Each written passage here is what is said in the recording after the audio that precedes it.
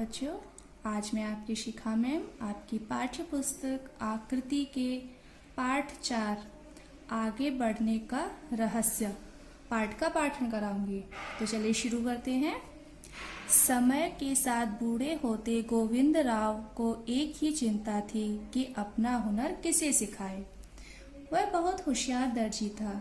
उससे कपड़े सिलवाने के लिए दूर दूर से लोग आते थे, पर अब वह अधिक काम नहीं कर पाता था। इसलिए चाहता था कि कोई हो जिसे वह अपना काम सिखा सके।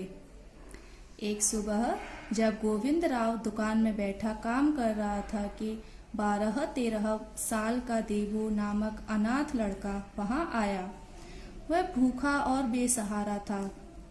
गोविंद राव ने उसे खाना खिलाया।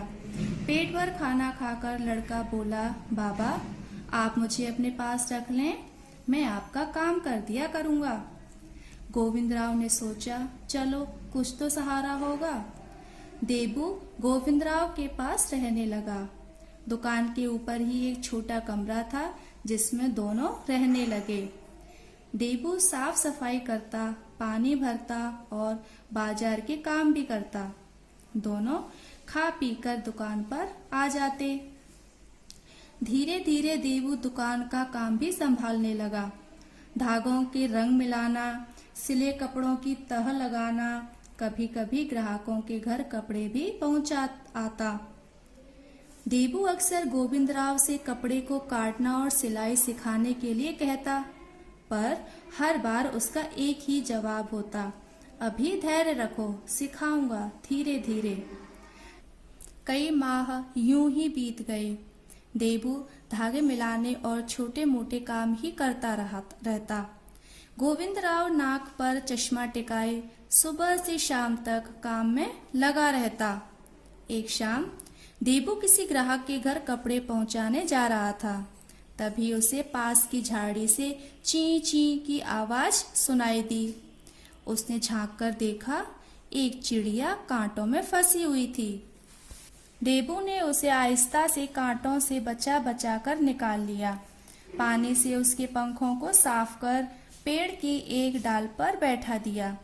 चिड़िया उसे धन्यवाद देते हुए बोली, तुम बहुत अच्छी हो देबू, तुमने मेरी जान बचाई। अगर तुम्हें मेरी जरूरत हो तो पुकारना, वहां दूर पेड़ पर मेरा घोंसला है, तुम वहां आकर मुझे आवाज लगाना। कहकर चिड़िया उड़ गई। देबू वहां से चल दिया। पर उसका मन बहुत परेशान था। वह सोचने लगा कि उसने अपने दिल की बात चिड़िया से क्यों नहीं कही। 2 दिन बाद देबू सुबह सुबह चिड़िया के पास जा पहुंचा। चिड़िया रानी, उसने पुकारा।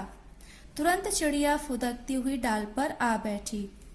क्या बात है देबू, परेशान लग रहे हो? हाँ, मैं बहुत परेशान हूँ, कहते हुए उसने सारी बात कह सुनाई। चिड़िया ने अपनी पूंछ हिलाई, फिर बोली, देबू मेरा मित्र जादूगर है, मैं उससे तुम्हारे लिए सहायता मांगूंगी, तुम कल शाम को आना। देबू वापस आकर काम में लग गया। अगली सुबह वह फिर चिड़िया के पास जा पहुंचा।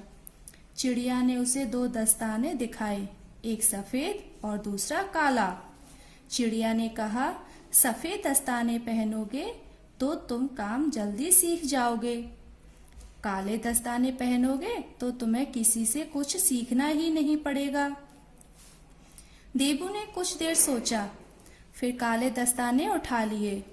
चिड़िया ने कहा, देबू ध्यान से पहनना इन्हें, एक बार खो जाने पर मैं तुम्हारी कोई सहायता नहीं कर सकूंगी। देबू ने चिड़िया को धन्यवाद दिया और काले दस्ताने पहन वापस आ गया। उसे ऐसा लगने लगा कि मानो उसकी उंगलियां कैंची, सुई, मशीन की तरफ खींची चली जा रही हैं। दुकान पर उसने एक कपड़ा मेज पर बिछाया और कैंची से उसे काट डाला। बिना कुछ सोचे समझे वह मशीन पर उसे सीने भी लगा। उसे खुद भी समझ में नहीं आ रहा था कि सारा काम किस तरह से हो रहा है। दुकान से मशीन चलने की आवाज सुन गोविंद राव नीचे आ गया। अरे अरे, यह क्या कर डाला? उसके मुंह से निकला। यह कीमती कपड़ा था।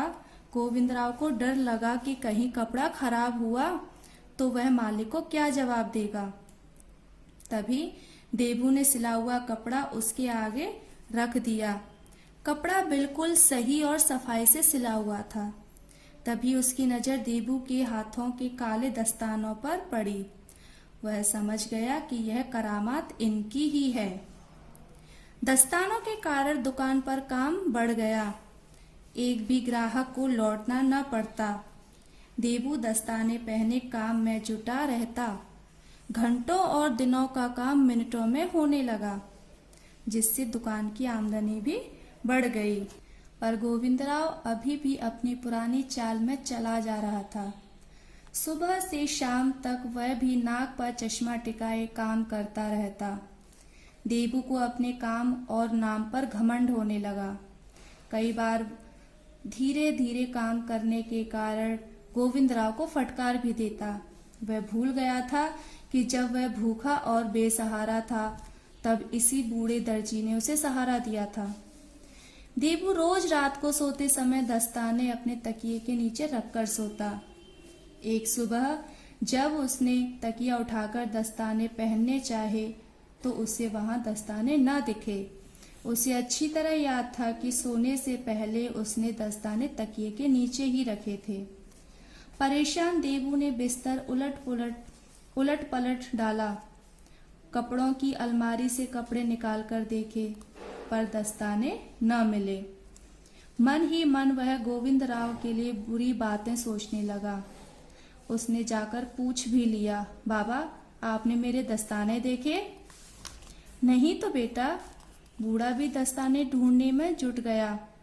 घर का सामान इधर उधर करते हुए देबू को अनाज की बोरी के पीछे कुछ काला काला दिखाई दिया। हाथ डालकर खींचा तो वे दस्ताने ही थे। रात में वे तकिए से खिसक कर गिर गए थे, जिन्हें चूहा अपने बिल में खींच ले गया था। दस्तानों की एक भी उंगली साबुत नहीं बची थी। चूहे ने उन्हें बुरी तरह कुतर डाला था। देबू तेजी से नीचे दुकान में गया। सुई धागे से सीने की कोशिश करने लगा, पर उसके हाथ कांपने लगे, मानो पहली बार सुई पकड़ी हो। उसकी आंखों में आंसू आ गए। उसे अपना काम और नाम डूबता दिखाई देने लगा। उसे याद आया, चिड़िया ने कहा था सफेद दस्ताने तुम्हें काम सिखाने में मदद करेंगे और काले अपना काम खुद कर देंगे। अब क्या हो सकता है? वह बिलख बिलख कर रो पड़ा। बूढ़ा गोविंदराव वहीं खड़ा देबू की बेचैनी देख रहा था। वह समझ गया कि दस्तानों का जादू खत्म हो गया। आगे बढ़कर उसने देबू के सिर पर हाथ रखा, कहा, आंसू पोंछ दो बेटे, चलो आज से मैं तुम्हें काम सिखाना शुरू करूंगा। बूढ़े की बात सुन देबू कुछ संभला। तब बूढ़े ने समझाया, बेटा जीवन एक ऊंची सीढ़ी है। जो एक पांव टिकाकर दूसरा पांव आगे बढ़ाता है वही ऊपर तक जाता है।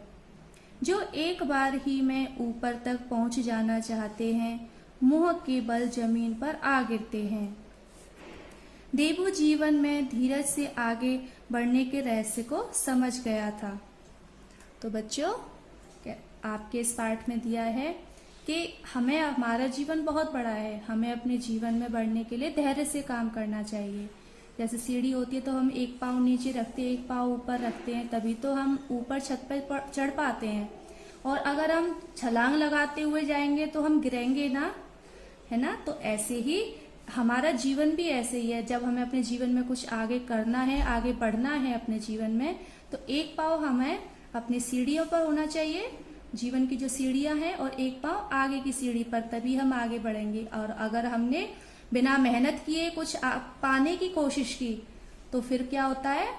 फिर हमें असफलता ही मिलती है। जैसे कि देबू के साथ हुआ था, उसके दस्ताने फट गए थे तो उसको लगा कि उसके जीवन में अब कुछ नहीं है।